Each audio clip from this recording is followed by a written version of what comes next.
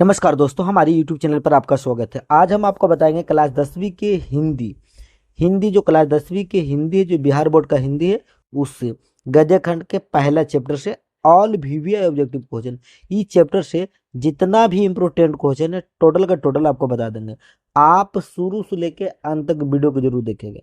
अगर आप चाहते हैं कि इस बार 2025 में जब हम एग्जाम दें मैट्रिक के और उसमें हमारा 450 पार नंबर आए, तो आपको हिंदी में बेहतर नंबर लाना पड़ेगा। अब बेहतर नंबर लाने के लिए आपको हिंदी के हर एक चैप्टर पढ़ना पड़ेगा, चाहे तो वह पाठ परिचय हो, ऑब्जेक्टिव हो और सब्जेक्टिव हो। तो हम आपको इस वीडियो में पाठ परिचय लेखक से संबंधित बताएंगे, उसके बाद ऑब्जेक्टिव भी बताएंगे और फिर अगला इसका वीडियो जो लेकर आएंगे उसका सब्जेक्टिव भी लेकर आएंगे। ठीक, तो हमारे चैनल पर अगर आप नए हैं तो चैनल को सब्सक्राइब भी कर लीजिएगा और लाइक भी वीडियो को जरूर कर लीजिए। ठीक, चलिए स्टार्ट करते हैं।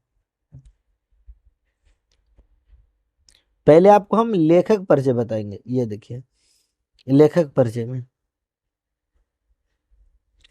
यह सर्व विभाजन जाति प्रथा पाठ के नाम है। लेखक का नाम है डॉक्टर भीमराव अम्बेडकर। भीमराव अम्बेडकर के भी नाम से जाने जाते हैं। इनका जन्म 14 अप्रैल 1891 ईस्वी में महू मध्य प्रदेश में एक दलित परिवार में हुआ था। यानी कि भीमराव अम्बेडकर का जन्म 14 अप्रैल 1891 ईस्वी में महू मध्य प्रदेश में हुआ था, लेकिन मूल रूप से फिर महाराष्ट्र में रहने लगे थे। मृत्यु दिसंबर 1956 में दिल्ली में हुआ था।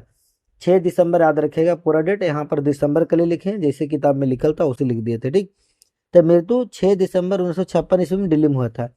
प्राथमिक शिक्षा के बाद बड़ौदा नरेश के प्रोत्साहन पर उच्चतर शिक्षा प्राप्त करने के लिए न्यूयॉर्क गए। न्यूयॉर्क यानी अमेरिका, फिर वहां से लंदन गए, इंग्लैंड। ठीक ना, यानी कि जब प्राथमिक शिक्षा प्राप्त कर लिए तब बड़ौदा नरेश यानी कि बड़ौदा के जो राजा थे उन्होंने इनको प्रोत्साहित किया। उसके बाद इन्होंने पढ़ने के लिए न्यूयॉर्क मतलब अमेरिका गए, फिर वहां से लंदन मतलब इंग्लैंड गए। ठीक, अम्बेडकर के चिंतन और रचनात्मक के मुख्य 3 व्यक्ति थे, बुद्ध, कबीर और ज्योतिबा फुले।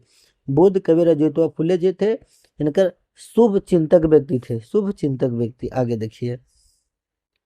चलिए हसन, माता का नाम है, नहीं सॉरी, पिता का नाम है रामजी सकपाल, माता का नाम है भीमाबाई और पत्नी का नाम है रामाबाई। पत्नी का नाम है रामाबाई। ठीक, माता का नाम भीमाबाई, पत्नी का नाम रामाबाई और पिता का नाम था रामजी सकपाल। ठीक, रचना में the caste in India their मैकरिज, रचना जरूर याद रखिएगा। ठीक, genesis and development, the untouchables, who are they, Buddha and his Dhamma आदि सब रचना। रचना इनका जरूर याद रखिएगा, एग्जाम में पूछता है। ठीक, चलिए अब इसका ऑब्जेक्टिव देखिए। ऑब्जेक्टिव एक लाइन में है, आपको यहाँ पर ऑप्शन की जरूरत ही नहीं। आप एक बार दिल से पढ़ लीजिए, झंझट दूर।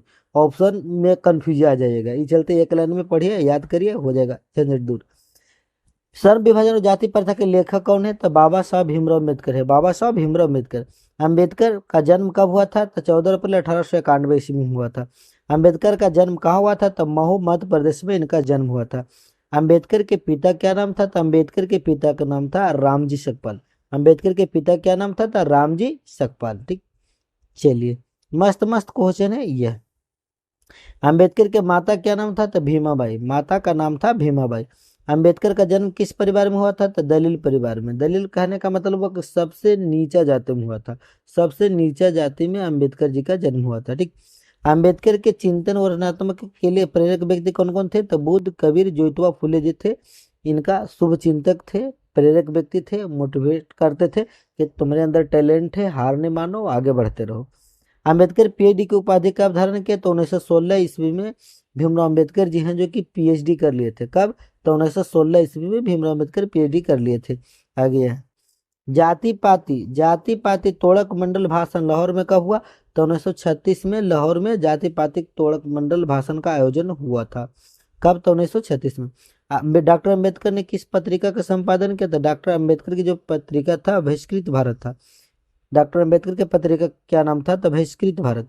भारतीय संविधान के निर्माता के रूप में हम किन्हें जानते हैं? तो भारतीय संविधान के निर्माता के रूप में हम सब जानते हैं भीमराव अम्बेडकर को। किनको जानते हैं? भीमराव अम्बेडकर को। डॉक्टर अम्बेडकर का वाङ्मय हिंदी कितने खंडों में प्रकाशित हो चुका? तो 21 खंड में जो कि प्रकाशित हो चुका। वाङ्मय हिंदी के खंड कितना में? तो 21 खंड में। चलिए आगे।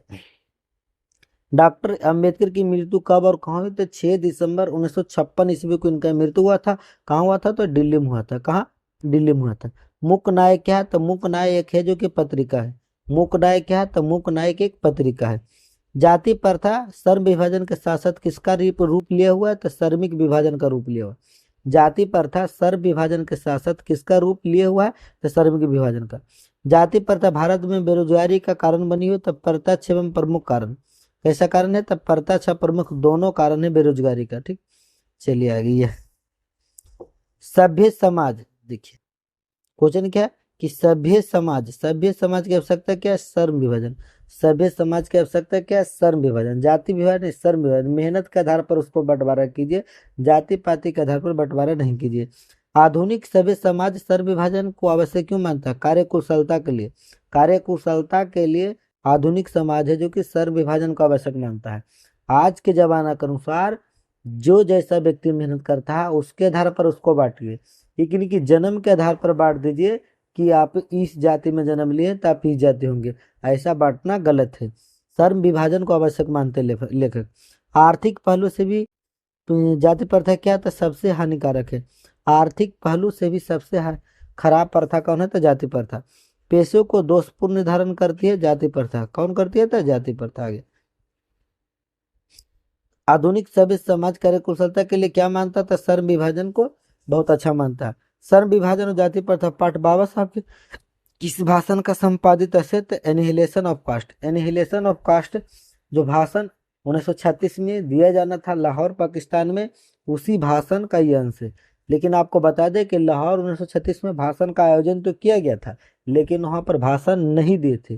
तो वही भाषण के बारे जो देना था उसी का किताब लिख दिए थे डॉक्टर भीमराव अम्बेडकर। उस किताब का नाम था एनिहिलेशन ऑफ कास्ट। ठीक, लेखक की दृष्टि में विडम्बना की बात क्या है? बाल ने यहाँ पर गलती से मिस्टेक टाइप हो गया। बात क्या है?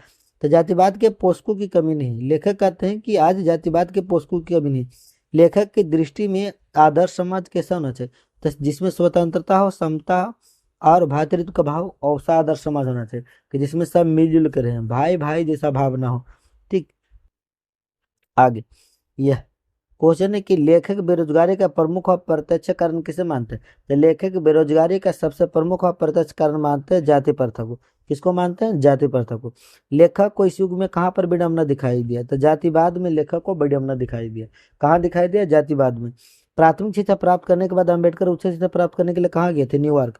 प्राथमिक शिक्षा जब प्राप्त कर लिए थे तो उच्च शिक्षा प्राप्त करने के लिए अम्बेडकर जी हैं जो कि न्यूयॉर्क गए थे। अंबेडकर के भाषण एलिमिनेशन ऑफ कास्ट को किसने हिंदी में रूपांतर किया? तो ललई सिंह यादव जी हैं जो कि अंबेडकर जो भाषण इंग्लिश में लिख दिए थे एनिहिलेशन ऑफ कास्ट, उसको हिंदी में रूपांतर किए ललई सिंह यादव। और रूपांतर किए तभी हम लोग को पढ़ने का मौका मिला। बहुत अच्छा काम किए ताकि हम लोग जान पाए। ठीक ना, चलिए देखिए अगला क्वेश्चन है। अंबेडकर की दृष्टि में भाईचारा का रूप कैसा होना चाहिए? तो दूध और पानी के मिश्रण की तरह होना चाहिए। जैसे दूध में पानी मिला दिया जाए तो ना पता चलता है कि उसमें पानी मिलल है कि नहीं है, उसी प्रकार डॉक्टर अंबेडकर चाहते हैं कि हमारी जो भाईचारा हो इसी रूप का होना चाहिए, उसमें जात पात पता नहीं चले। जैसे दूध में पानी मिला देते तो पता नहीं चलता, उसी जब एक व्यक्ति दूसरे व्यक्ति से मिले तब पता नहीं चले कि किस जाति का है। The caste in India their mechanism किनकी रचना है? तो भीमराव अम्बेडकर की रचना है। सर्व विभाजन और जाति प्रथा पाठ की विधि क्या है? तो पाठ की विधि है जो कि निबंध है। ठीक, तो आज की क्लास यहीं पर समाप्त होता है। लेकिन आपसे कहना चाहते हैं, अगर आप चाहते हैं कि इसका सब्जेक्टिव भी आए, इसका सब्जेक्टिव भी होना चाहिए, तो आपसे अनुरोध है कि कृपया कर इस वीडियो पर कम से कम 100 लाइक पर आइए और जितना हो सके उतना अपने दोस्तों के पास वीडियो को शेयर कीजिए।